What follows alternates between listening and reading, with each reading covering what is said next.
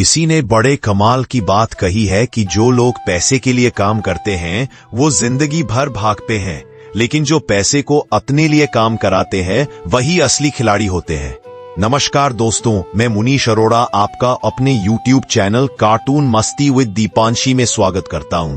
आज मैं आपके लिए एक ऐसी कहानी लेकर आया हूं जो Robert T Kiyosaki and Sharon lateral की किताब रिच डैड पुअर डैड पर आधारित है। चलिए शुरू करते हैं। कहते हैं कि इंसान को सफल बनाने के लिए केवल शिक्षा ही नहीं बल्कि सही दिशा में सोचने की आदत भी जरूरी होती है। यही सोच हमें हमारी मंजिल तक पहुंचाती है।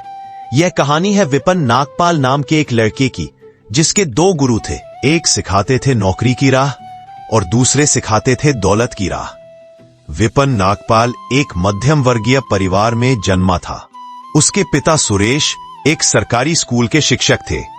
पढ़ाई में ईमानदार, सोच में सीधा और जिंदगी के हर मोड़ पर एक ही बात दोहराते, बेटा अच्छे नंबर लाओ ताकि एक दिन अच्छी नौकरी मिल सके। दूसरी तरफ था विपिन नागपाल का चाचा राघव चाचा, जो स्कूल की पढ़ाई अधूरी छोड़कर व्यापार में उतर गए थे। उनके पास कोई डिग्री नहीं थी, पर उनके पास 3 रेस्टोरेंट्स, एक किराए की बिल्डिंग और एक महंगी कार थी।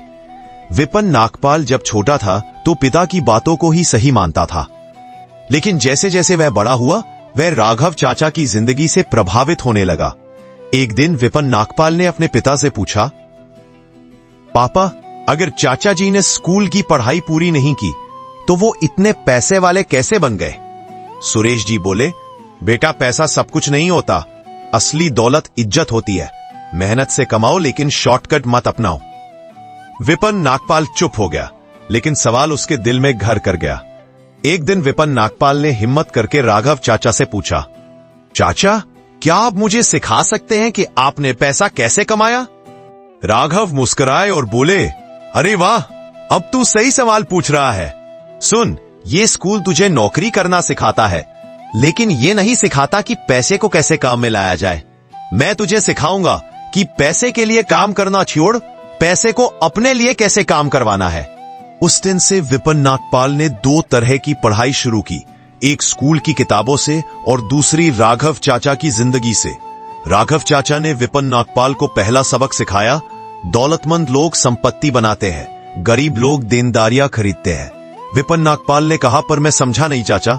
चाचा ने मुस्कुराते हुए समझाया, तू देख, अगर तू एक कार खरीदेगा EMI पर तो तू पैसे दे रहा होगा हर महीने और वो कार कीमत खो रही होगी।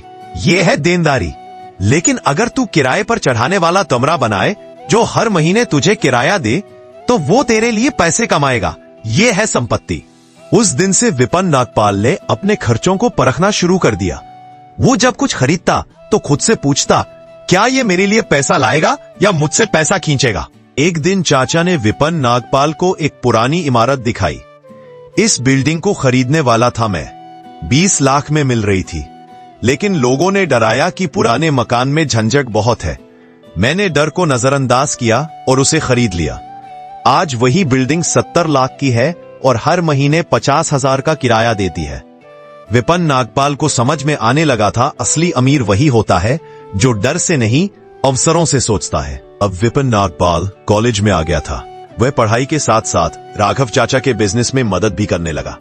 उसने खुद कुछ छोटे प्रोजेक्ट शुरू किए, पुरानी किताबों की ऑनलाइन बिक्री, कॉलेज फेस्ट में स्टॉल लगाना और यहां तक कि अपने दोस्तों को पढ़ाकर पैसे कमाना। एक दिन उसके पिता ने देखा कि विपिन नागपाल बिजनेस के पीछे इतना समय दे रहा है कि उसकी पढ़ाई प्रभावित हो रही है।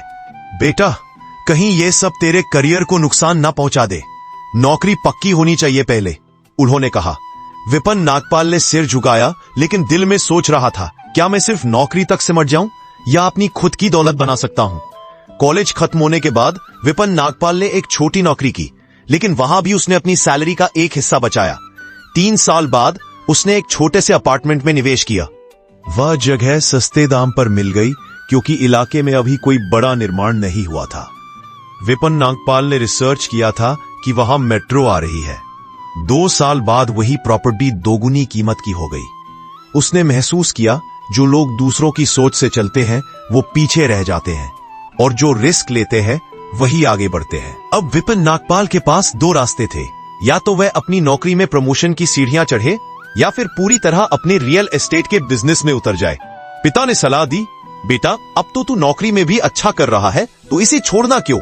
लेकिन चाचा ने कहा, बेटा नौकरी तेरे टाइम को खरीद रही है, बिजनेस तुझे टाइम और पैसा दोनों देगा, फैसला तुझे करना है। विपिन नागपाल ने आखिरकार बिजनेस को चुना। विपिन नागपाल ने अब रियल एस्टेट के साथ साथ एक ऑनलाइन कोर्स शुरू किया जिसमें वह युवाओं को वित्तीय शिक्षा देने लगा। कैसे निवेश करें, कैसे खर्चों को संभालें, कैसे बचत को संपत्ति में बदला जाए।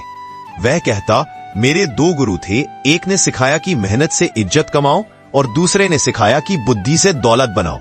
मैं दोनों का आभारी हूं। एक दिन सुरेश जी अपने बेटे का सेमिनार सुनने पहुंचे। वे चुपचाप सबसे पीछे बैठे रहे। जब विपिन नागपाल ने कहा, मेरे पापा ने मुझे मेहनती बनना सिखाया और मेरे चाचा ने मुझे स्मार्ट बनना सिखाया। दोनों की शिक्षा ने ही मुझे आज इस मुकाम तक पहुंचाया है। सुरेश जी की आंखों में नमी थी।